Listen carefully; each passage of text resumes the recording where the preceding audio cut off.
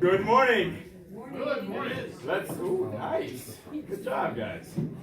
Let's take attendance. Susie? Totally joking.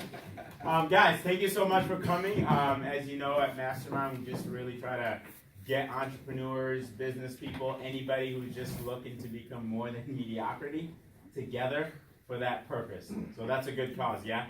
Yeah? Yeah? You guys are like, this is church. Can we say amen? Or I kind of felt that. Amen, church? Amen. No, so that's what Mastermind is about. And the reason we meet early in the morning is to make it harder to eliminate the people who aren't serious. So if you've never been here before and you're like, why do they meet at 7 a.m.? And I actually heard they used to meet at 6 a.m. I mean, why do they do that? That's why we meet so early. We're not trying to get the quantity of people, just the quality. Yes, you can. Yep. You're good. Yeah, so Mastermind started about 2 years ago. For those of you who don't know the story, I just approached a friend of mine who was very successful and still is. And I just went up to him and I said, hey man, what is it you're doing in life that I'm not doing? What do you know that I don't know? I want to be mentored by you. And essentially, that's how it started. I started meeting with him for breakfast once a month, early in the morning, actually at 7 a.m. And, and from there, I just invited a friend, and he invited a friend, and it just grew itself. And last year, we had our first Mastermind conference where we had the mayor of Rockford, J.R. Schaffner, Mike Nakamura, owner of the Lovely Candy in Chicago, come and spend a day and to just really not just motivate, but inspire entrepreneurship in Freeport and surrounding communities. So we're looking to do that again. And, Jeff definitely was there, our speaker for today. So I met Jeff about, I want to say 4 or 5 months ago. And he was intimidating in a good way. In a good way, because I like to think myself as a very motivated entrepreneur, and then I'm listening to this guy, and I'm seeing his cars, and I'm seeing his businesses. I'm like, man, you haven't even gotten out of bed yet. This guy has really done it. So upon meeting with him, he's just kind of stuck in my mind. And so about 2 weeks ago, I said, Jeff, the team, we're rattling our brains trying to figure out who can give a good presentation on marketing. And he's like, yeah, I'd love to do that. So, That's not what it said. He'll tell you exactly what he said. But I'm trying to make him sound good here. No, so, he's just a very motivated guy, has an incredible story of how he got to this point. And as you know, at Mastermind, story is very important because I can say a whole bunch of things and Jeff can say a whole bunch of things. And at the end of the day, what you're going to go home and share with somebody is that story that made an impact on your life, right? It's that story you remember. So without any further ado, I'm going to go ahead and introduce him. Go ahead, let's give him a warm round of applause here. Guys, I'm pretty excited to speak with you today because one of the things I'm super passionate about is marketing.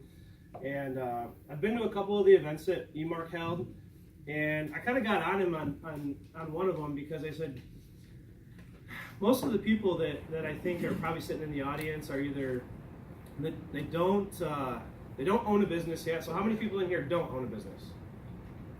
Okay, so about a third of you guys. How many of you own a business? And how many? Okay, so that's good. So, and then how many of you guys work for other people currently? All right, so it's like third, right? So what's difficult is that whenever you're speaking from, in my notes here, the biggest thing was business growth strategy. A lot of 20, 30, 40, 50, $60 million company owners are going to talk to you from like a 60,000 foot view. And they're not going to talk to you guys from the nuts and bolts of doing it right now and making it happen. So everything that I want to talk to you guys about today is going to be how can we take action right now. I had a great meeting the other night with eMark and Chris, and we were having a couple beers, and we're talking about chiropractic and wellness and a bunch of different things, and literally 3 PBRs turned into like 18 ideas. So that can happen here. And I'm not going to just stand up here and speak the whole time. I want it to be super interactive, and I want you guys to ask questions. I don't know everybody in here. I tend to speak in definitive terms, so I'm going to apologize if I offend you. Okay, it's probably going to happen. It's just the way that I talk sometimes. So when we talk about marketing, you have to understand that marketing is what's going to grow and drive your business. So the growth of your business is not going to come from yard signs. It's not going to come from for those of you that drive past here every day, like we just put the signs up, right? Is that going to grow and drive your business? If State Line Solar just opens up tomorrow and you guys put it down, it's just people just going to come running, knocking on the door? No, that doesn't happen, right? That'd be great. Yeah. Maybe a long time ago that happened when that was considered a marketing source. It doesn't happen that way anymore. So if you own a business, you have to have many different avenues of how you're reaching people, and you have to be very careful about not turning them off too soon. And you have to take some losses before you actually turn those things off. If any of you anybody follow TSR on Facebook at all? Okay, if you have a Facebook, you can't get away from me. It's impossible, unless you're under the age of 30. If you're under the age of 30, I don't market to you, because I can control where I'm going. But if you know what TSR is, I've had a lot of people come up to me and say, what the heck, one day there was no TSR, and now they're everywhere. How did you do that? We're going to talk about how we did that today. We're talking about how we did it with GetAPro. But my journey with this started with this lady right here, my mom, Stacy. So give her a round of applause. And so she created this monster. I used to be a Freeport police officer. Great experience. If you've ever want to be in sales, go be a cop. Nobody ever tells you no. You just learn.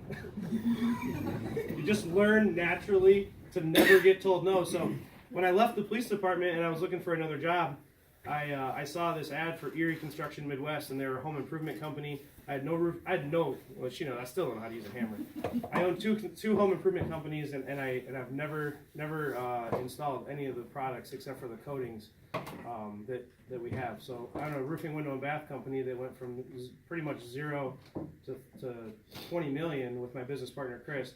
And I've never picked up a hammer once at that company, because my job there isn't to swing the hammers, it's sales and marketing. I find a lot smarter people than me to do that. So I started being a cop, and then I left that and I became a salesman for a really, really structured organization. So if you have a sales and marketing company, which we all do, if you own a business, you own a sales and marketing company, you have to have structure built inside your program, and you have to follow that. So at GetAPro, we have a 10-step selling process. At TSR, we didn't need a 10-step selling process. It was too redundant. So we had, and the product was a lot simple. I mean, you see it, it's floor coating, it's right out there. I mean, it doesn't get much easier than that. So we only have like a 5-step selling process there, but it's replicatable and repeatable. And inside your organizations, you have to build replication and repeatability. eMark is not replicatable and repeatable. He is dynamic. How many eMarks have you ever met in your life? Okay, just one, right? So marketing is going to drive your business. First thing, for anybody that owns a business or is looking at doing a business, how many of you guys are using a CRM software? Okay, working great for you? We actually just launched it recently, so we're taking it for a test drive. Taking it for a test drive? Does it have so many tools in it that you don't know what to do with them all? I'm going to say yes. Yeah? Even though that's not completely true. No? Okay. But there Are are you so utilizing many them all? tools that we may never get to all the way we could use it. And that software is allowing you to set goals for your team inside of it, and then document and result everything, right? That's the intent of getting That's it. the intent, right? And which software are you guys using? Just a free version. Taking something for a test drive? Yes. Okay. What's CRM? Okay, so Good point. So customer relations management software. So whenever you own a business, you have to be able to track your results, right? If you're going to market, if you're going to spend money, and you're going to put this out there, what happens to the calls as they come in? Does anybody know? Inside your organizations, you have to track that, right? So as the calls come in, you have to log their data. We use a program called Market Sharp. GetAPro uses at TSR, we use Market Sharp. At GetAPro, we use what's called lead perfection. So at the end of the day, if we're owning a business, every contact that we have is a lead. And every lead has a value, no matter how insignificant it could be. It could be $5, it could be $45, but every person that we're selling, if I own a retail store, if I'm a barber, right? Every time somebody walks through that door, you do realize you paid for that. Do you know how much you paid for it? Nope, I don't have the numbers crunched. Why not? One-man operations. You just spending money on Will and you don't even know how much you're bringing in? Nope. So that is something that you have to track as a business owner, and it's really like the first thing. So not looking at it from a 60,000 foot view, like, hey, you need to do all these things. Like, first thing, track your results, because you'll never be able to replicate or duplicate what you did if you do not track your results. How do I know how many clients I lost, Chris? John? How do I know? You guys are in repeat business, right? I'm not traditionally in a repeat business because once I sell you a metal roof, I tend to take you out of the market. But if I have a service industry where I'm a barber or I'm a chiropractor, or if I have something where I have repeat business, I have to know how often is that person visiting me, John? Do you know? I know my clients. You know your clients. You know if they're not in there every 2 weeks, right? Yeah. Okay. Yeah. Well, what are you doing with the ones that aren't in every 2 weeks? Let me reach out to them. Who reaches out to them? Who reaches out to I them? personally have to do. You this. shouldn't do that. Okay, and that's Now, what we're gonna talk about is not just being me. Now Me, Facebook, me. see, Facebook holds its own CRM, right? Pretty much. Social media itself. When you advertise, it track. Yeah, but as the data comes in, it's not really its own CRM. So Facebook is great for a lot of things, right? I can reach 50,000 people just like that. But what it's not going to do is it has insights, which I think is what you're referring to. Yeah. So anybody here advertise on Facebook? A lot of people do. How many of you are spending upwards of $5,000 a month on it? No? Do it. Stop everything you're doing and do that. Okay, we're going to get into some different lead sources. If you have questions about CRM, let's ask them at the end because I want to keep moving forward because eMark's got me on a time frame. Are you currently marketing your business, and if so, how are you doing it? Do you guys actually sit down? So I gave everybody a piece of paper there. Write down your lead sources and how much you spend per month. I think some companies would call this sales. What's that? I think some companies would call this sales. Sales touches, sales contacts. Yeah, sales touches, sales contacts. So like for me, there's a little bit of a blur here between Yeah. what you're calling marketing. What business are you in? Staffing. Staffing. Okay. Actually, I have a friend who, and staffing is a great thing. You can use a CRM for that. Oh yeah, we do. We have And- a software like specific to the staffing. We actually use industry the same version of what we use for TSR and for GetAPro. That as the staffing as the people are coming to you, the ones that want the jobs and the people that need to have the jobs filled, those are just going in just straight like leads. Yeah. And so as a company on the East Coast, and for you get it. For us it was like, what? Why would we have a CRM for applicants that come in? That sounds crazy, right? Well, ATS. I know, right? Yeah. And so for us it was crazy, like they're giving us applications. Why wouldn't we just file them away? Like, no, that's crazy. So there's home improvement companies are getting to the point that they're saying, okay, well, we need to treat those people as resources, as assets, log them into a CRM, and then have marketers consistently calling them and producing new people that are coming in. So, but yes. So on the left hand side, I would write down sources. So where do you get your people from? You're obviously marketing somehow, right? Yeah, so it gets a little tricky in our business just because we do recruiting to get applicants, we do sales to get clients, and then we do marketing to promote the business to both of those sides. And so like what you're talking about today, like I categorize in a lot of different little buckets. Yeah, it's going to be especially if you're in retail, right? If you're in retail, it's going to be different. If you're in staffing, if you're in service industry, it's going to be different. But on the left hand side, just write down your sources. Like how are you gathering those people? Marketing and sales and all of that. So think about in your own personal businesses or the businesses you want to be in, or even the business that you work for. How are you currently marketing? And if you know how much you're spending per month, write that on the other. Write that make a slash and write that on there. If you don't, if your business doesn't currently do that, if you don't pay attention to that, I mean, we literally track it down to the penny, because there might be something I don't want to duplicate next month, right? Or maybe next year I want to look at my statistics and say, boy, in May I really got crushed in in newspaper or radio or whatever it is. Why is it every May, John, I get crushed in newspaper? And why do we keep spending money on it? That's the biggest thing I always say to my staff is I say, this is what we did. This is what we're going to do, right, Brandon? Okay, how are you going to make sure that this doesn't happen again? That's a weekly conversation with them, not monthly. So how are you doing it? Number 3, do you have a budget? Do you have a budget for now? And do you have a budget for your marketing for growth? And those are 2 different things. And if you don't have a budget for what you're trying to accomplish for marketing, if you don't, I meet a lot of companies that don't have a marketing budget. It's just literally not in their thought process of how they're going to go to market. Like, and I think to myself, like, no, granted, I don't have all the answers, but if you don't have a marketing budget, how are you getting your name out there? That's an issue. And then how are you going to grow? Is it 10%? Is it 20%? And then how are you measuring those results? And at least for my businesses, I have highlighted here, I always plan for the worst. So Brandon knows that we're going to spend 15%. That's our cap. That's where we want to be. We always plan for the worst with any given lead source at 25.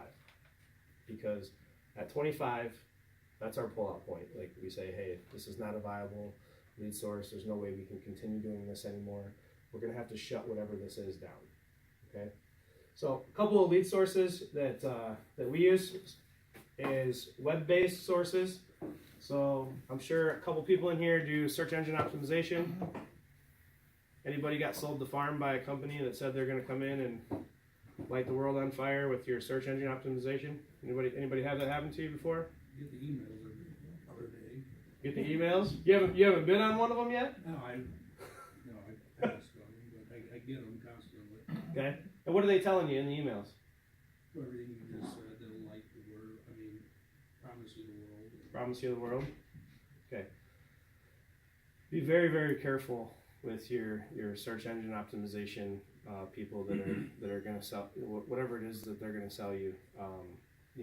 They're tracking your website and somehow they're researching solar or whatever it is, and they might even point out some flaws or a misspelling or something like that in your website, and they'll go, I can't believe that your provider is currently doing this to you. You need to change everything that you're doing. Just be very cautious. Pay-per-clicks. Is anybody running Google pay-per-click ads? Yeah. If you're not, you should be. Okay. It's just an add-on. These things have to keep rolling. Social media, which I'm going to talk huge about here in a little bit, but I personally spend somewhere between $30,000 and $60,000 a month on social media ads. So 30 to 60 grand a month in social media, and I'll tell you guys exactly why. And here in a little bit, actually, I've been. And by the way, I was the guy that wouldn't let go of my MySpace account. So by the time I was cool, she had a cooler MySpace account than I did. So by the time I finally made my MySpace account cool with the fire and when you got into it, the music would play for those of you that had one.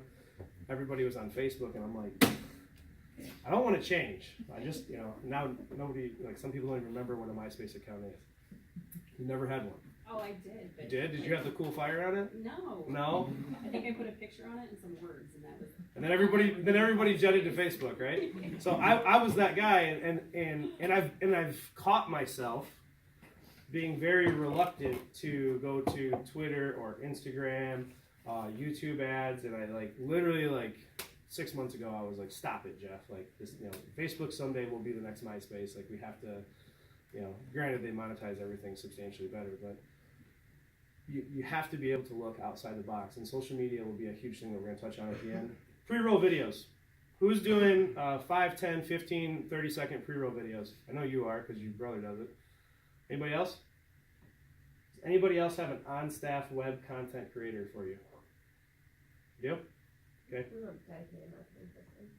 Dedicated, and they're out filming and staffing and doing interviews and that kind of thing every day. She's really trying to get more video integrated into our media. She's saying it's really good to optimize when people look at things, and just video is the new picture. People used to be like, if you put a picture on it, they'll look at it. Now it's video feed. Yeah. So, how long have you been with me, Will? 4 months maybe. 4 months. So 4 months ago, and it seems crazy. Like it's not really something that you would think that a home improvement, guy who owns a home improvement company would do. But if you watch TSR's Facebook page, all of a sudden you start seeing all these videos, these 1 minute, 2 minute, 3 minute videos, and it's because I just said, hey, Will, guess what? You're becoming, you're an employee of ours now. Like we did a quick interview. I liked him. He liked me. I said, let's do it. That's going to be another talking point. Action. You have to take action in what you're doing. There's nothing that he's doing is magic. I mean, he thinks it is, but there isn't. What he does is he creates content, good content. Sometimes he creates bad content, and I have to tell him to take it down because I don't like it. But it doesn't really matter. Content is content, and if you talk to anybody who's creating content, you just have to put it out there. You have to have something for these people to ingest. It's like Skittles. Like if you put Skittles in front of me, I'm going to eat them regardless. Anybody get sucked into the Facebook, the warp of Facebook videos? You watch one, and then you go into the video feed, and the next thing you know, John's watched 15 videos, and 35 minutes has gone by, and you're like, I'll never get that time back in my life. So we have an on-staff content creator where his only job is to create videos.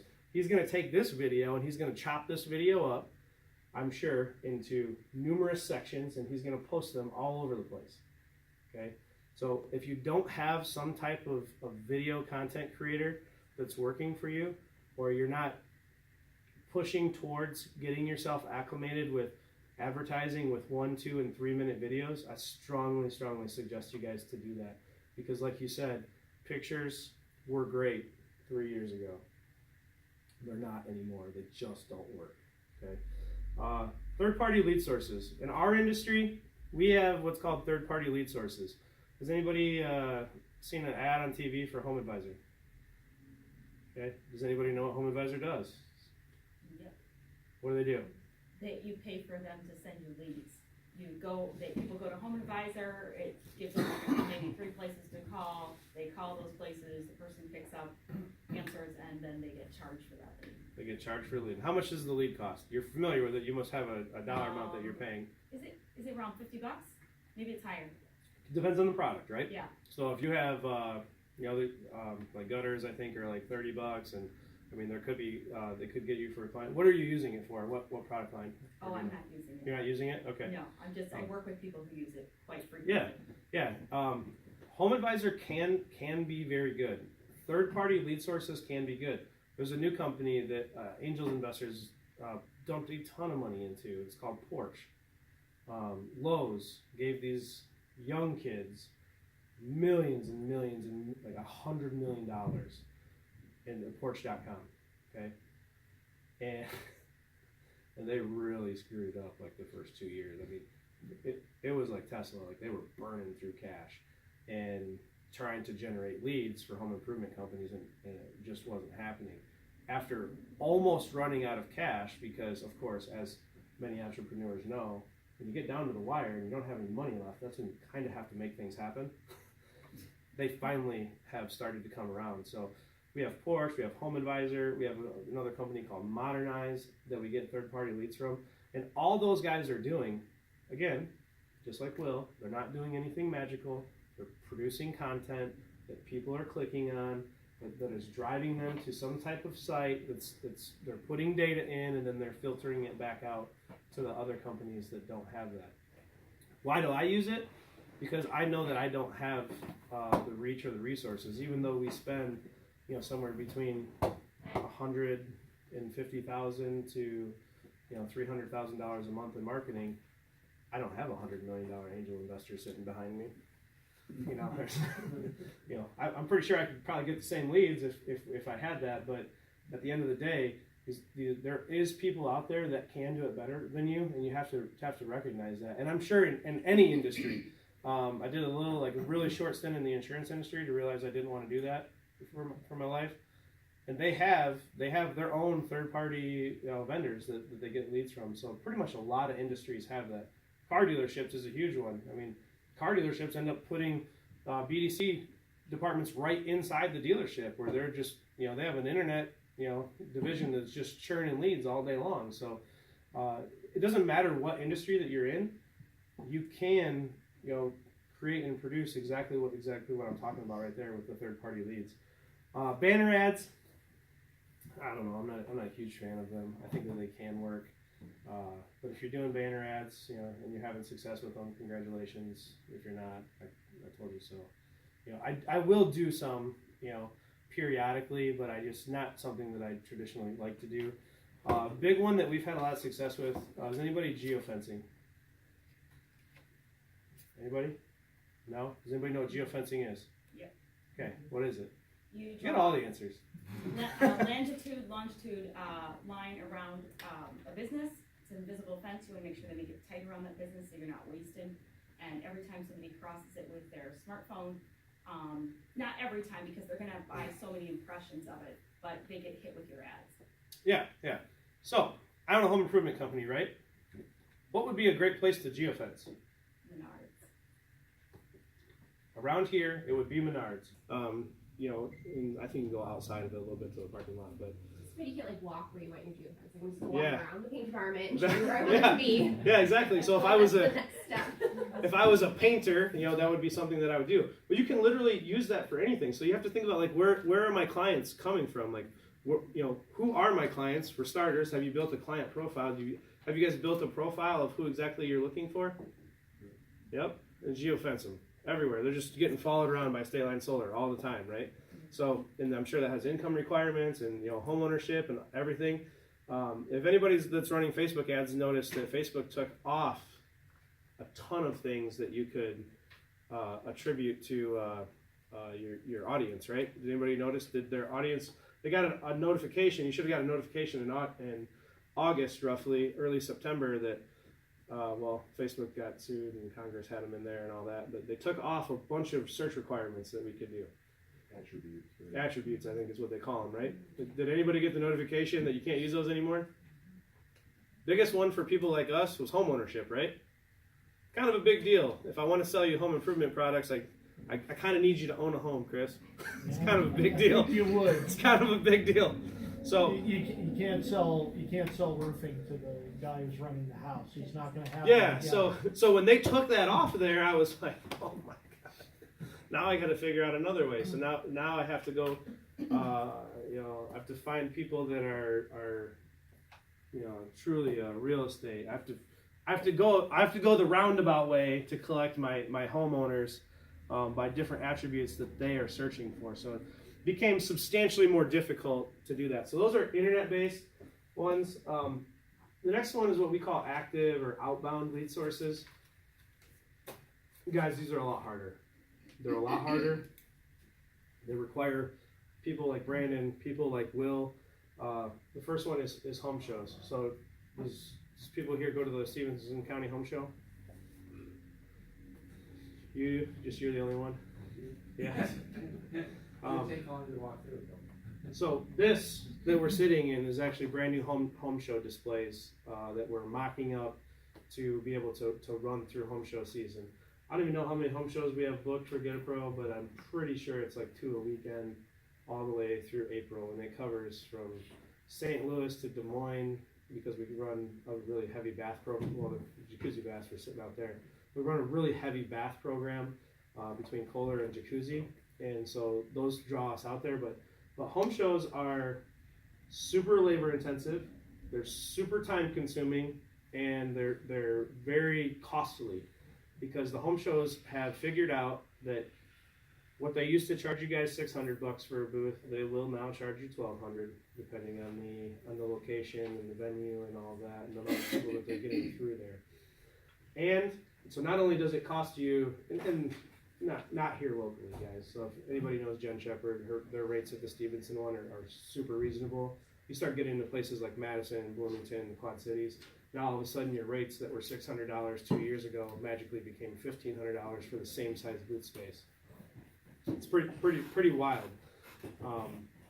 And we invested about $100,000 into our home show program just for this upcoming 2019, because we had to buy a freaking box truck because now we sell a product that weighs 600 pounds that we have to move all over the country, in these bath displays, because people don't just want to see one of these with some pictures on it.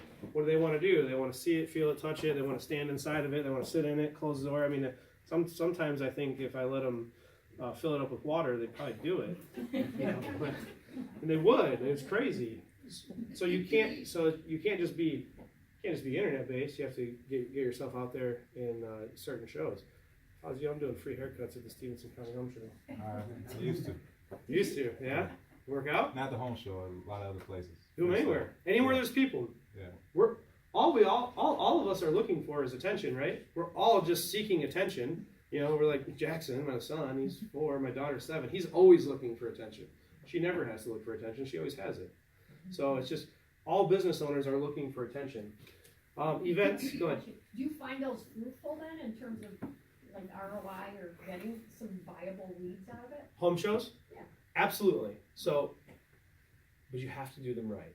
Okay, I'm not going to tell you to just go out and you have to spend $100,000. We just have a really large company that we're kind of forced to do that. Home shows, because it's the labor is what gets you, right? So if I go do a home show in Des Moines for myself, it's going to cost me $2,000 for the show. It's going to cost me probably another $1,500 in people, plus whatever hotels and food that Brandon likes to eat. All I have to do though to make it, worth it and fruitful is what I have to do is I have to say, you have a budget. This is your budget for this show.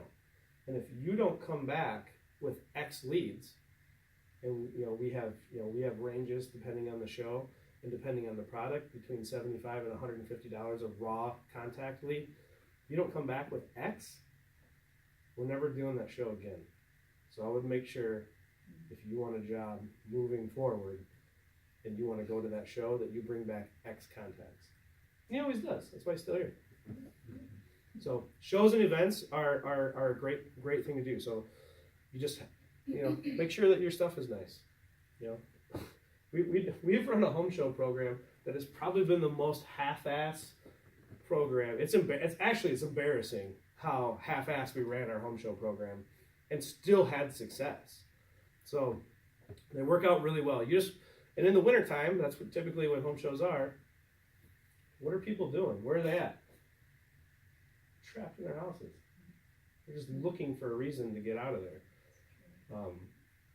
But setting up the home shows for this winter, that started 3 months ago. So if you haven't done it yet, you better get on it. You're way behind.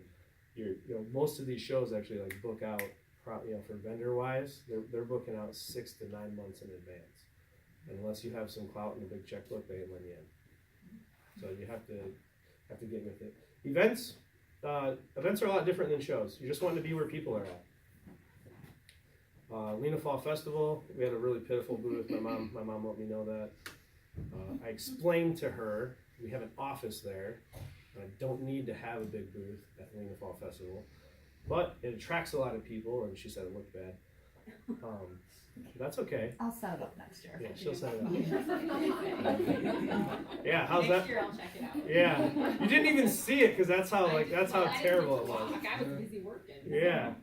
So you want to be events where people are. It doesn't have to be a home show. It can be anything.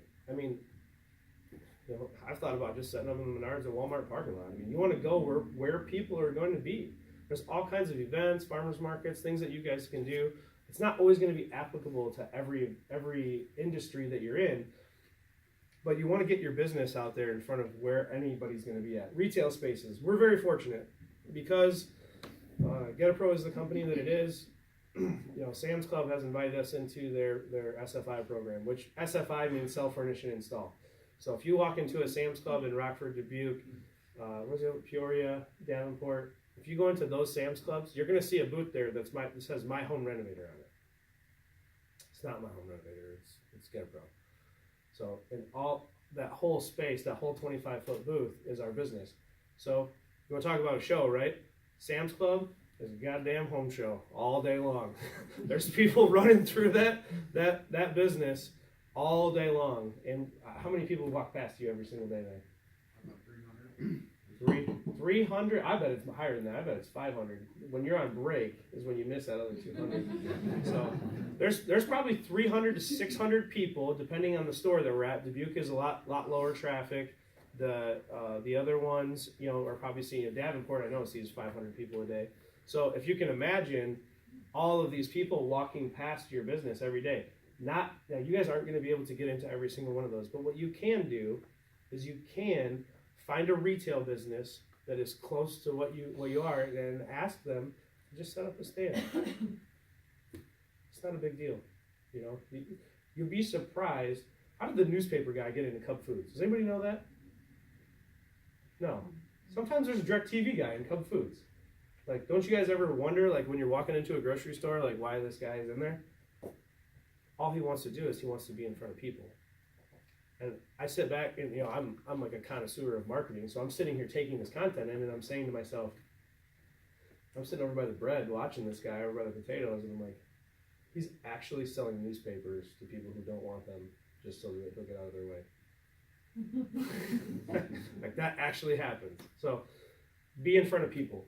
Mall, kiosk or inline store. So if you've ever done a mall kiosk or inline store, one inline store is very dangerous.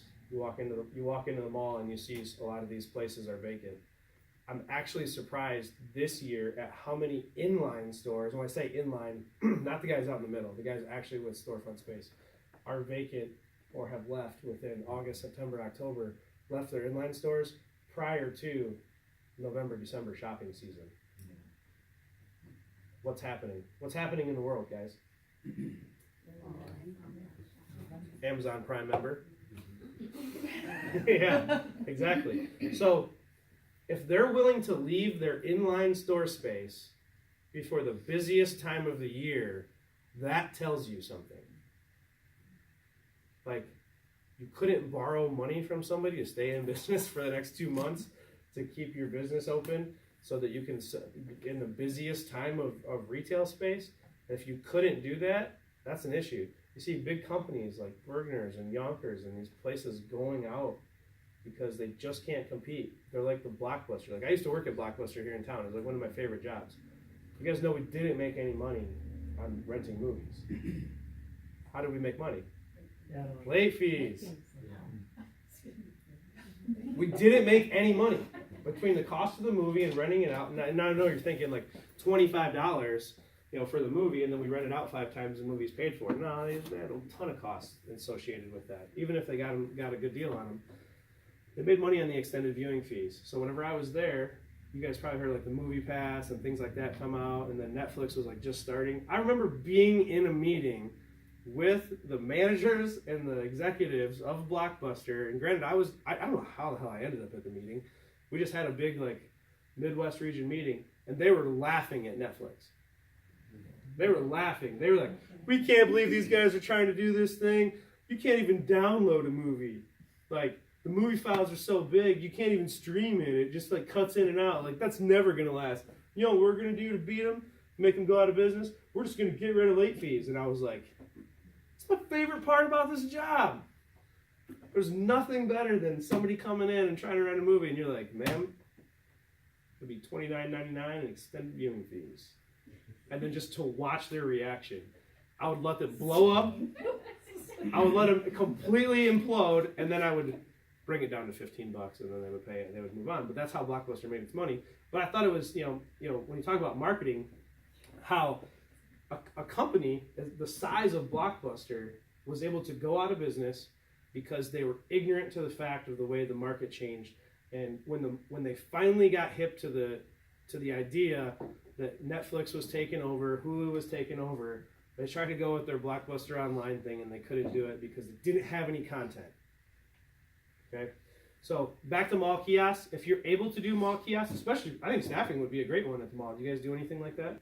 We do like job fairs, not kind of thing. Job fairs? Have you guys ever done a kiosk at the mall for staffing? No. There's a lot of people in there without jobs buying things. It's incredible.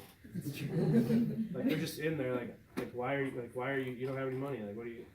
Got to put it on a credit card. I think that if you had a really great staffing booth inside of the mall and talk, and put maybe like places that you could get them jobs at, like on some type of a banner or something like that. But granted, now you're going to have to hire somebody to do it. But I think that would be a great way because there's just a lot of unemployed people walking around with their friends at the mall. Like I'm the guy with the money, and like my friend's hanging out with me, but he can't go and buy the $150 jeans. Like he's not buying anything.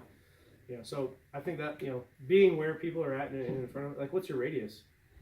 We are Dixon, Monroe, and Freeport. So we don't quite get to like the Rockford region would kind of be a cutoff for us most of the time. Dixon and Sterling actually has a mall that down there that you could put something in. You'd be surprised, like if you just put something there and then you have a little box that people can drop things in. You'd be surprised how much. You're going to get some silly things that you wouldn't want to show anybody. Yeah. They'll just write nasty stuff on there. But you'd be surprised how many people are genuinely interested, in just to drop things in there. Yeah, I think we've done advertising at the mall now, just like a print It's like a banner ad or something to put up. It's I'm trying to draw like up what we would have done. Yeah, and I don't do those things like they try to get me to do those. I try not to do those because I want more of like a direct response, like the right now going on. Canvassing. Has anybody tried canvassing? If you're doing solar, you have to canvass. Are you not canvassing? You canvassing? No. The solar industry was built on canvassing. Like it's like, Mike was he canvassed for solar. So we've had a lot of success in canvassing. Actually, Get a Pro started purely outbound canvassing, and that's literally going door to door, walking up to their house, cold call. Yeah, essentially cold calling. You're walking past their house. We're doing a job in the area. You couldn't help but notice that the 3 houses right next door to the one that you're working on need a roof. Why wouldn't you just take the extra time to go knock on their door? We're doing a job over here. Would you like to get an estimate on what your roof would be? I don't know how much it's going to be, but I can send somebody to tell you. Like that's like grassroots, guys. Like just taking the time and getting out and doing it. Now it's not going to be applicable in all phases. One of the things the hypocrisy of canvassing is that it's illegal, right? You have to have a permit. How many politicians are out canvassing without permits right now? Guaranteed JB Pritzker ain't got a canvassing permit, and he is all over Facebook breaking the law. And it doesn't matter which one it is, but I do like the fact that not to make anything political, but I do like the fact he's actually got a guy like Will following him around, watching him knock on doors and things like that. So he's actually out there, hitting the streets. A lot of politicians, you're not even going to see what it is that they're doing. So whether you like that guy or not, I respect the hustle of him out there, hitting the streets, or at least putting enough content out there to show that he's doing it, whether he's actually doing it or not. So that's a cool thing. And then a call center. Call center can be several things. Up here in this office, we used to have a strictly cold call, what you're talking about, call center. We used to have a really, really big call center, like 10 people here and 10 people down in the Quad Cities. We don't have those anymore. It worked really, really well for us for a long time. Even after the whole do not call list and all that, like we're just call people up. We're like, hey, we're GetPro. You know, we're doing roofing window and siding estimates in your area. We're gonna be there next Thursday. Do you have a roof window or some siding that you need replaced? And they'd say yes. Now you have to have it was more structured than that, by the way. You have to have a really nice data connection, because as you can imagine, Mark, when you put 10 phones in one thing and they're all dialing, what happens to your data connection? It's gone. It's gone. It's overloaded, right? So you have to have the infrastructure and the setup for it. But we've switched that over to what we call it our inside sales. So over the years, we've collected hundreds of thousands of names, addresses, and phone numbers.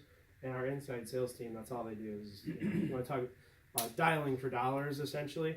But it's all people that we've already gotten. You know, Porch literally sends us like 700 leads every month. Is it physically possible for one person to make contact with all of those people in 30 days? Absolutely not. So we have to have like 6 people that are calling just those appointments. Now, Porch has a tendency to send us not so great leads. You know, they just send you like, I'm pretty sure Jackson has probably signed up for Porch because it's on a video game and he needed to play Candy Crush, and to get to the next level he had to fill this form out. And then Porch is like, hey, here's a window lead. Just because Jackson, he only knows like 10 numbers, and they probably had a screen that popped up and said, how many windows do you want? And he was like, well, I'm 4. And just hit the button and send us a lead for 4 windows for my son. You know, like that's some of the stuff that you'll get, but you have to have people that are going to help you filter that stuff out, because you don't want your sales team out running bad appointments and things like that. So we use our call center differently now than we used to. It just depends on what phase your business is in. So those are active lead sources, and like I said, those ones can be a little bit more of a pain in the butt. Passive marketing will be truck and trailer reps. So every morning between the hours of 6 and 7:30, if you're at the Casey's or the yellow, or with Shell's the yellow gas station, or the Mobile, you probably see a TSR trailer that you're going to run into. Clothing and apparel, I spend a ton of money on making sure that my people are lettered up. I mean, most of our TSR people look like Will does right now. You know, Brandon's wearing a suit today, but he would have some type of a polo.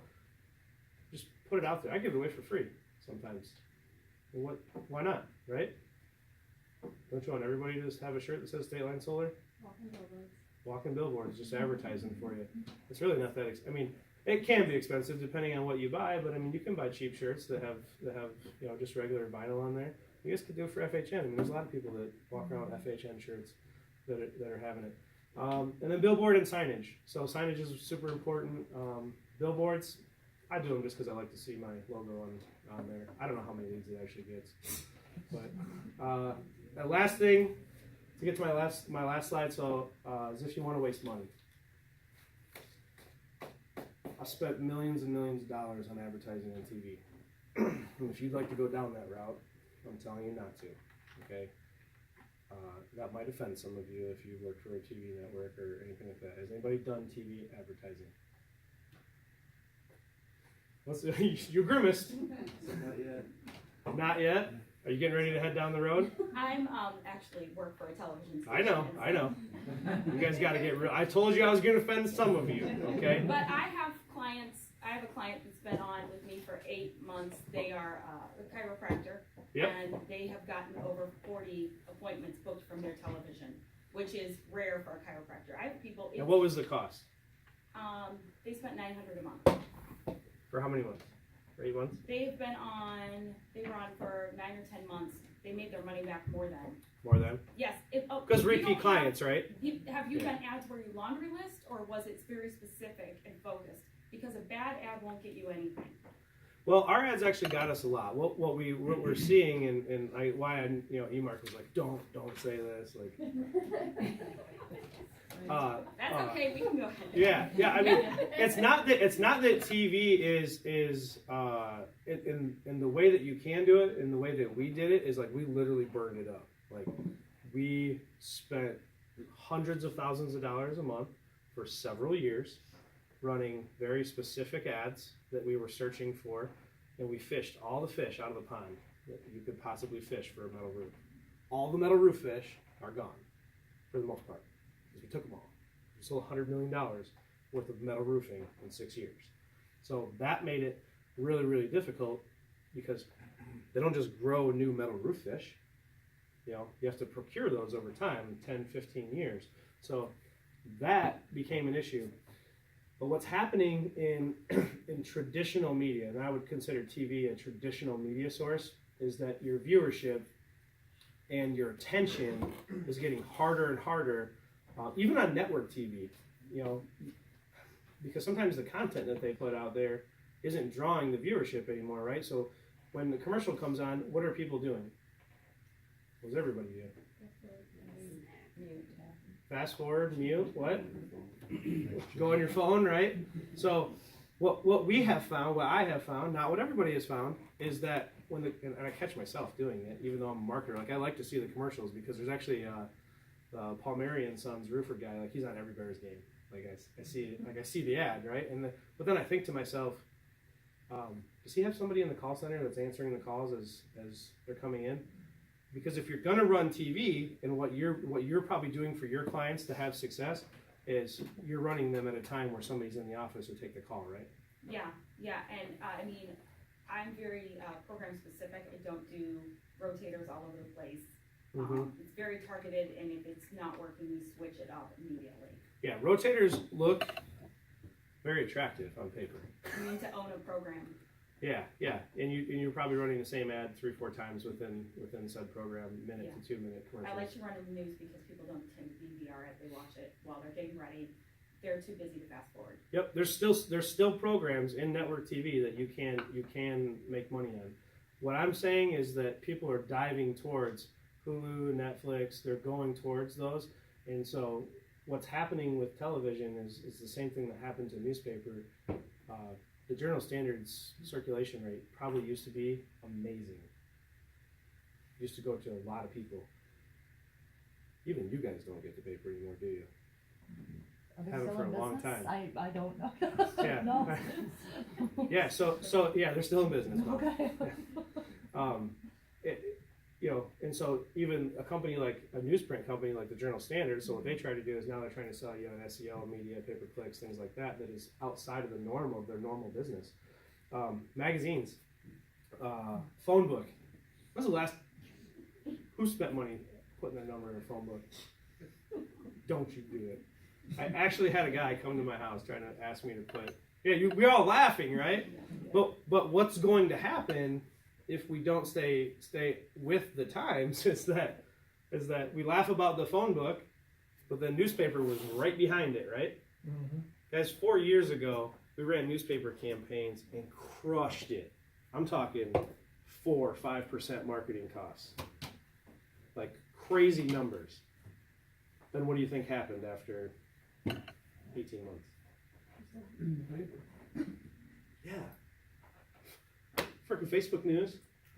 Now that paper isn't going to anybody, and so all of a sudden it was literally, guys, like somebody flipped a switch, and I was spending this money on newspaper, and then all of a sudden we were making all kinds of money, bam, and it literally has happened that way for the phone book. It's happened that way for the newspaper. It's happening that way it's on its way for television. Whether or not it ever gets there, I'm sure you guys will make an adjustment somehow, right? Yeah, something that we're doing now is I place OTT, which is over the internet. I can place ads on anything over the internet and streaming. We have like Fox Sports Live. I'm with ABC and Fox.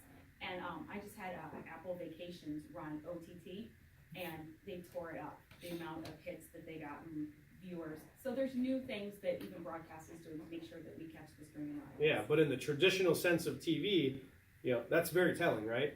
What it's telling you is that the amount of people viewing your programs is substantially less. You guys recognize that, and you said, hey, we have to do something different about it. We still have 4,000 to 10,000 people watching the news in the evening. I mean, there's still high numbers, but it's not, of course it's not what it was. No, definitely not. Good. Because how else can they get their news, right? They get it on their phone, however they're going to do it. Radio is a wild card. So I personally don't do a lot of radio. I know there's a lot of local entrepreneurs here in this community that do run radio. The reason I personally don't do radio is because it's a very fickle thing. I feel like it can get played out. I did do radio, and my mom yelled at me because we had I don't know what station was that. It was all of them actually, because there's like several radio groups and they own several radio stations, and like the rates were pretty cheap, so I just bought them all, and I ran like I don't know 10 ads an hour on every station for an entire like 6 months. And the My cost was, coworkers were going crazy, going, "Is that your kid's radio station?" Yeah. And Yeah. again. and they weren't short commercials either. They were like a minute and a half on the radio, minute to a minute and a half on the radio. And did we make money on it? You know, I don't know. I don't think that we did in the long term, because I purposely saturated it just to test it to see if what it would do. But where do you guys look at your radio from? It's worked for me. YouTube, My interviews. your client base is listening to that. So it just kind of depends on the industry that you're in too.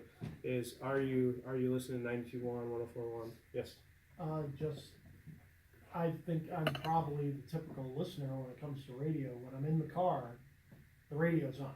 When I'm at my desk, it's like Spotify. Yeah. And that's why I hear like 5 ads an hour from JB Pritzker, because he's buying every online platform he can get, and Bruce Rauner is running TV ads all over the place, which is interesting, but probably. I'll be honest. I personally, I think I voted for Rauner last time. I can't tell you if I've seen 3 ads. I have, but I've seen JB Pritzker freaking everywhere. This may be a little off topic, but one thing I've noticed is that if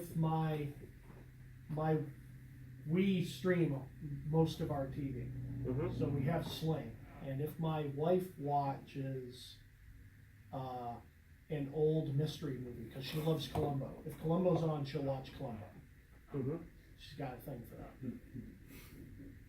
JB Pritzker is running ads on Columbo. I don't see him anywhere else. So I think he's going for the demographic that he wants, right? I mean, we all have a demographic or a client base that we want to reach. JB Pritzker knows where he wants to go to, right? Well, yeah, and I think what Pritzker's probably doing is he's like, if turnout is high, and I can get a certain percentage of every demographic, I win. And Rauner's like, if I get my base, which tends to be a little older and a little whiter, to show up, I win. Right. So yeah, they're going exactly where they want to go. Pretty heavy gamble. I mean, it really is. And that's why I said you don't ever want to stop doing everything, or any of that. Like, are we going to go back into TV at some point? Yes, possibly. But I'm waiting for the platform. We have zero budget for 2019 for TV. I had a $2 million budget for TV for 2018 that I pared back to 400,000 because it just, the ads weren't quite working. So some of it could be us, could be the network, could be a lot of things, but it doesn't mean that it's going to be completely dead. But I feel like the fact that you guys in TV stations are doing other things is that you feel like the attention is going somewhere. It's also, like you said, with the blockbuster thing, it's knowing something's working, but also stuff is moving forward, so you have to kind of catch on to the sales of the things. Yeah, you're making money over here, right? Well, why do I want to invest in this? But you have to, and I honestly feel like I'm sure some executives at these big Fox, ABC, CBS, that 5 years ago they were laughing about it, about the idea of having to run ads on live stream and having to even have a live stream. Why do I even have to have that? Why do I have to pay these people? Why do I have to set all this up? I'm sure they had a blockbuster moment there where they went, it's ridiculous. But we have to go where the attention is. So I want you guys to start thinking outside the norm. A lot of you guys raised your hands. You're running Facebook ads. Facebook is literally the cheapest platform that you can. Well, actually, Instagram is probably the cheapest platform that you can be on. I've built several companies. I've done millions and millions of dollars in revenue off of strictly Facebook ads. It's all conversion. Okay, so Facebook is a huge one. LinkedIn has changed substantially. So I actually didn't like the platform that LinkedIn was on a long time ago. it didn't really do anything for me. I couldn't really see the direction that they were heading. If you're using LinkedIn, I mean, you guys probably do it for staffing, I'm assuming, right? Like the whole platform for LinkedIn, I just got back on it like 6 months ago, and I was like, holy crap, this whole thing's changed. Like they went from like MySpace to a real platform. Like they have something to utilize now. So LinkedIn is huge. Twitter, I haven't figured out how to monetize Twitter yet. I'm working on it. It's Donald Trump can make a tweet and it just wrecks economies. So I'm hoping someday I'll be able to create a tweet. Well, I could be like Elon too, where I could create a tweet that cost me $40 million. I'm hoping to do the other side of that and make $40 million from a tweet. He obviously didn't seem to care, but First rule of social media: don't accuse someone of a felony. Yeah. I think that's probably not a great thing. Snapchat is on its way, guys. So if you've been watching it, it's not there yet. It's getting there. Okay, they came out. They had an IPO price of like $14 a share. It went up to 27. It's down to like 6. Okay, they're trying to figure out how to best. I'll give you guys a platform that's going to help you advertise on their interface so that you can monetize your ads on there. They're working on it, but you have to start building your content now to be able to advertise on Snapchat here quickly in the future. So it is coming. I think that it's going to be huge. All of the people that we call lazy millennials that don't want a job and don't want to work, you guys probably deal with them, right? Okay. He raises his hand. Yeah. Okay, the number one platform that they're using is Snapchat. They are. I mean, so we have to figure out how to get to those people. There's actually several of those guys over there that don't even use a Facebook, or Instagram is huge too. Instagram's a little bit harder to monetize, but there's a lot of these younger people who don't even have a Facebook account. They're just utilizing Instagram and Snapchat. So you have to start reprogramming your brain, and don't stay in MySpace land. Join us in Instagram and Snapchat land. YouTube, and then if you have a retail space, are you using Shopify? I'm linking it back to your Facebook page and selling things online. Good question. How are you using LinkedIn as a B2C platform, or are you just not working with it? No, because LinkedIn's for business professionals either looking or seeking a job. So it's traditionally those people are employed not in my area or unemployed in my area, and they couldn't afford another roof if they wanted one. Okay. So I don't know. I think I use LinkedIn not well. So don't go look at my profile and stuff after this. I'm not gonna say that I'm a LinkedIn expert by any means, or even that I use it well. Anytime I spend money, or I spend my time, which I consider money on a program like that, I have to figure out how to monetize my time by using that app, right? And I don't want to spend a lot of time on LinkedIn until I figure out how to do it. If you're running Facebook ads, has anybody used Facebook Blueprint and gone through all the courses? You just hit boost? Is that how? See what happens. Okay, so I get people from all over the country that call me and they're like, hey, how do you do Facebook ads? And I say, hey, have you taken the time to go through Facebook Blueprint and figure it out on yourself? Have you done that? They're like, no. I go, that was the idea, right? Go research it, figure it out. I mean, Facebook actually tells you how to do it. Now, not everything they say is correct because they don't actually put into practice everything that they talk about on there. But it's exactly what it is. They give you the blueprint and the design and the knowledge to be able to go on there and make an educated decision on what type of content you want to post and what type of money. And until I get that type of, you don't have that with LinkedIn. LinkedIn is a lot behind the 8 ball on that. So until I can figure out every app and how I can monetize my time, then I'll do that. I was actually telling Emark a story. on Instagram. I'm not a big Instagram user. I kind of just got into it. I created my profile in March. Like I wasn't even on Instagram. I've made, I've done millions of dollars in business on Facebook, and you'd be like, why wouldn't you have an Instagram? I'm like, I don't know. I just like this. So when I went to Instagram, what I thought was interesting is like how many followers that you can get. Like, who thinks they have a lot of followers? What do you got? On Instagram? Yeah. Oh, no, I thought it was on Facebook.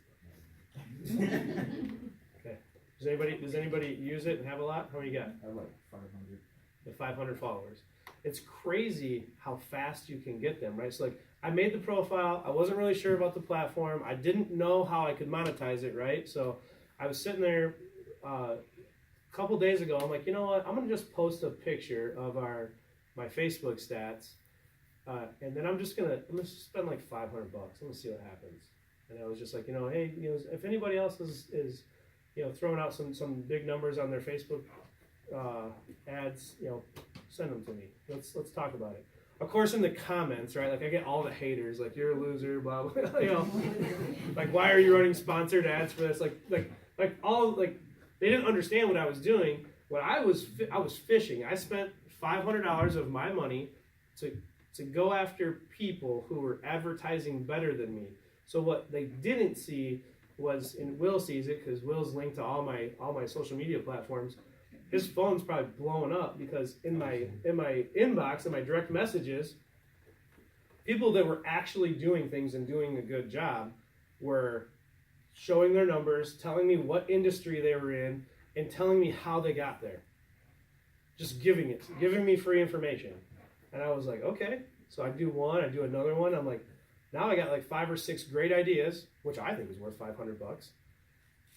Can't you link your Facebook and your Instagram? Yep. So anything that you post on Facebook, you can transfer to Instagram. Mm-hmm. We do that with TSR. I don't like to do that with my personal stuff because it's like, well, what's the point of having an Instagram if everything is going to be the same on both of them? I think that's true for businesses too, though. That you should be careful for that because, like, I will follow people in both places, and I will notice if their content is redundant and be like, "Oh, so you cheaped out and you only created one piece of content for me and put it on both platforms." Right. Like, I'm looking for a different experience in the different places. And I think Instagram is a lot of video.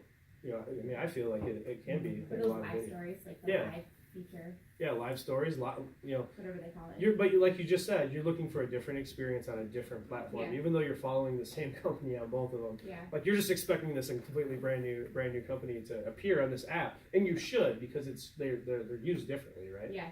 Yeah. So that's an interesting point.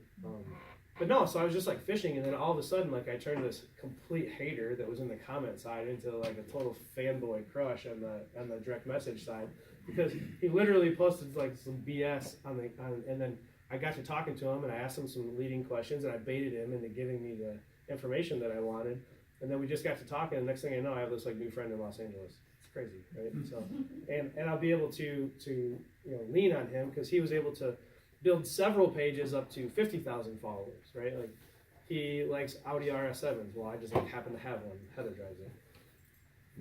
So, questions? What do you guys want to know? Are you running a YouTube channel? We did. For people? Yeah, we did start one. We started it to start cataloging our content so that we can go back and reuse it in the future. So. That was something that we started doing here in 2018. Was it's crazy because we're we can be way behind on some certain things, but having a YouTube channel is huge. Question? So nothing's free in this world, right? But what would be one of your ways of saying like a free marketing or free advertising? Cost to you, basically. Free. Okay. So we have these little fresh to go packets that you mark next, right? So that's the cost of money. He didn't just give them to me. Yeah, I mean he could. I gave everybody one. He could give them to me. So these over here. So every time you also can't forget the core of your business, right? So the core of your business, you go back. I beat on my guys so hard. I get so mad whenever they don't put out yard signs, and if you notice the back of the in the back of here, something this is simple, right? So if you come home and you see this, like on your door, you're like, oh my God, I got a package from Amazon Prime. Wrong. TSR was there. And we would like you to know that we were there. And so, I basically took a UPS, thing, and I was like, man, that's kind of cool. It looks like a sticky note. And I blew it up, made it a little bigger, put on exactly what we do. And so, because when you're out canvassing, if anybody in here has ever canvassed, how many people are not home? Most of them. Most of them, right? So I just want everybody to know that we were there, and this is a sticky note. It stays on the door for the win. Long time ago, Stone Ages, they used to use door hangers, right? You put them on the door, you walk down the street, next thing you know, you got 30 of them laying in the middle of the street. And you're like, well, I'm not going to go back and put those on. Is that what you would do, Brandon? Thank you for wasting my money. So we did that. So things that can be free, you have to work around your job sites. Okay. When you're out driving, you'll probably notice them a lot more just because you came to this meeting. But you'll notice the TSR trucks, the TSR trailers, everything's logoed, apparel, all of it. You'll notice yard signs everywhere. And I get really irritated when my guys don't do the free things. Super irritated because all it takes is for somebody to see a sign in their neighbor's house, and then now all of a sudden I've got a $2,000, $3,000, $4,000 sale that I actually procured for free that maybe I otherwise wouldn't have, and then I didn't have to give all my money to the TV station. Plus, the customer becomes your advocate because they're going to go over and ask. So, how were these guys? And they're going to say, It's a pride thing too, right? So, one of our big things is like we post your pictures on our Facebook. We've gotten to the point where we're running 11 crews, and each one of those crews is turning in 10 pictures a day. And if I could just give this phone to one of you guys for a night, you would be appalled at how many messages hit that phone. It literally is like 200 messages in picture messages. So my guys are churning out 200 pictures of content every single day that are hitting it. Now people get upset when they don't see their pictures on Facebook. Like, it's a thing. They get mad. My job was done last Tuesday, and you guys didn't put them up there. And I'm like, sorry. How do you deal with that influence? Just the other guy. You have to have people, right? So Will doesn't know it, but it's going to quickly become part of his job. Delegation. So when I work with other businesses and I talk to them and they tell me, I ask them really 4 questions. Who answers the phone? Sometimes if the answer is me, I know we're already headed down the wrong path. If I say, who does the sales calls? And then they say, me. And I say, well, who does the installations? And then they say, me. And I go, well, who runs the books? And they say, me. And I go, well, I'm out. Click. Because I can't work with just you.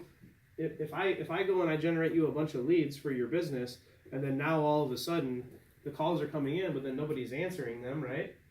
And then if you are answering them, then nobody's going out and making the sales. And if you are selling, then nobody's out installing the work. And so I would never be able to work with that individual anyways, because we're going to push too many leads to them that they won't be able to do any of the other aspects of their business, and they'll fail.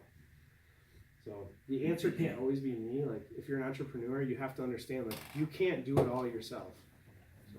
Sort of in that same vein, how do you bring together all the subject matter experts that you need to actually make your first sale with this product that you have no idea how to make yourself?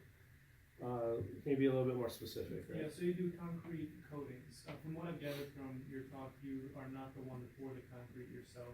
You're not mixing it or transporting it, but you have people who do that. Yep. How do you bring those people together to the point where you can say, we have this product and now we can start to market it? Yeah, great question. Okay, so now that I understand a little better, you have to do, right? So when we started TSR Concrete Coatings, to come down off of the 60,000 foot view on where we're at, is I ran some ads. Well, mostly I just like concrete coatings. I wanted it for myself. That's how we started it. And so I was like, well, if I want it, everybody wants it, because I like cool stuff, so does everybody else. So we ran a couple of ads. I just was testing, just like I did on Instagram. I was testing. I wanted to feel the market out. So I got it myself a sales kit. I didn't have a truck. I didn't have a trailer. I didn't have a grinder. I didn't have materials. I didn't have anything to be able to do what I was doing, right? I just ran a couple of ads and I went to the people's houses and I sold them concrete coatings. In fact, I sold $100,000 worth of concrete coatings before I even had the ability or the knowledge or the know-how to put it on. Pretty ballsy. I was a little sketched out after we hit 100 grand. I went, we're in trouble, you know. Hey Tyler, we probably should go to training. So sometimes in life you just have to do, right? Like you just have to go and do it. But what was the worst case scenario? What was the worst thing that could happen? I had to give their money back and take it out? Like, who cares? Worst case scenario, I had to give them their money back, right? So I went out and I sold the jobs. We went to training. Training was kind of BS. I mean, they did an okay job, but I was not really concerned about that part. That was Tyler's job, you know? So I always partner with somebody who's smarter than me. I said that in the beginning. I'm interested in how do I procure the lead at a reasonable cost so I can create a sales team that's going to go out and make sales. It was Tyler's job to figure out how to learn how to do it. Now I can go and lead a crew and install the floor because I've, you know, since that point I've wanted to learn that. So I went out and sold for 45 days. We went to training. We came back. Me and Tyler, we went and installed all of those jobs ourselves. And once we did that, I said, wow, there's no way I would do this job for what I was originally intending on paying people to do, because it's tough. So we built a comp plan, and then we started recruiting. I'm always recruiting, right? So I look at this room, and I think to myself, you know, obviously there's people who are entrepreneurs. I would never hire you, by the way. I wouldn't work here. But I, you know, some people are going to own their own business. Some people want to work for somebody who's going to inspire them. So whenever I get in front of anybody, just every day I'm looking at how can I utilize that person in one of the organizations that I have, and maybe I can't utilize you in this organization, but I've got this idea in the back of my head that I want to. I had this crazy idea not so long ago, like I wanted to like finance race car motors, and I wanted to see if I could do it. And she thought it was crazy. Because like people that race cars, like they don't pay their bills. Like, they can barely afford to get to the racetrack, right? And there is some truth to that. So I had this crazy idea where, you know, you were talking about like just doing, like how did I start this? I did the same thing. Like I just ran some ads, I tested the market, and all of a sudden we had a business. Literally, I did it at 6 o'clock, posted the ads, I went to dinner. For the first time in my life, I left my phone sitting at home on the desk. And I came back, we had 2,500 likes on our Facebook page for this business called DriveDirtCars.com. So you may or may not have seen it. There's probably not a lot of the people I was advertising to in here. I actually stopped advertising 18 months ago. If you guys want to leave, you can. Like, I'm just talking. But so we started this business. It was 80. We sold 80 motors, right? Remember I said I'd never lifted a hammer to do the construction? I sold 80 engines to people I didn't know in states I'd never been to for cars I'd never seen. And then I had to figure out how to get those out the door. And I financed them. I found a bank that would finance race car engines. And I made them put 30% down. Next thing you know, we had built a $750,000 business in revenue, you know, just literally overnight. And then I shut it down. I did it all. I fulfilled all the obligations that I had out there, and then I closed it because I didn't want to do it anymore. But I proved the concept that I could do it. And sometimes you just have to go and do it for it to make sense. Any other questions, or anyone else want to get in here? Yep, you know me. I'm sticking on time here. Yeah, let's first of all just go ahead and give it up.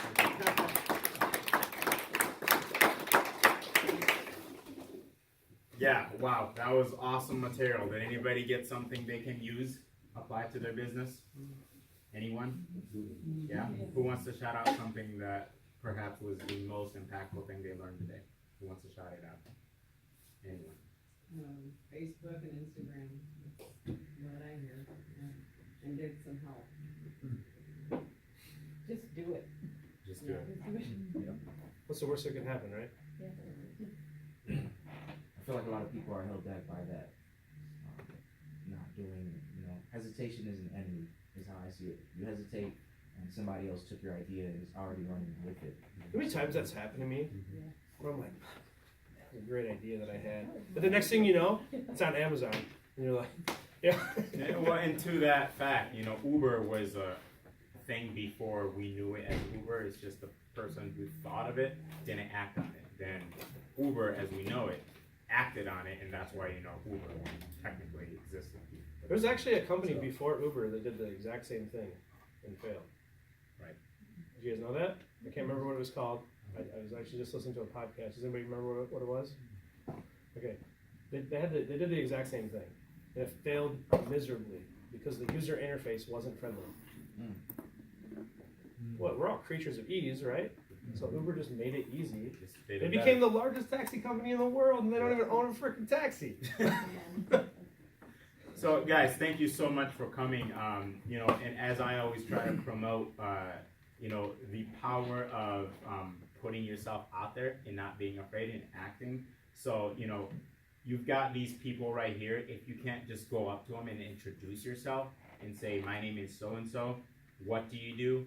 This is what I do. How can we help each other? Is there something you need that I provide, and vice versa? If you can't do that in this room where people are all about that, how are you going to be able to market yourself to people you actually don't even have in front of you? So before you leave, I just encourage you to 3 people. Go ahead and do that. It's worth your time. You already made it out here. It's worth your time to do that. Who knows what that could return you in the future, right? So, of course, there's snacks, but most importantly, just go ahead and introduce yourself to some people. And with that, we're done. Thank you, guys. How you doing? Keep flying that flag, I respect it.